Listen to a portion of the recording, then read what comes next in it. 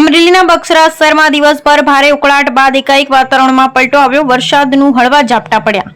હવામાન ખાતાની આગાહીના પગલે અમરેલીના બક્સરા શહેરમાં ભારે ઉકળાટ બાદ વરસાદના હળવા ઝાપટા પડ્યા. વાતાવરણમાં ઠંડક પ્રસરી ગઈ. આખરો દિવસ ભારે ઉકળાટ, એકાએક વાતાવરણમાં પલટો આવતા બપોર પછી હળવા વરસાદના ઝાપટા પડ્યા. ભારે પવન સાથે વરસાદ પડ્યો. ઘડીભર વીજળી પણ ગુલ થઈ. વાતાવરણમાં પણ ઠંડક પ્રસરી ગઈ. બ્યુરો રિપોર્ટ, અશોક મણવર, અમરેલી.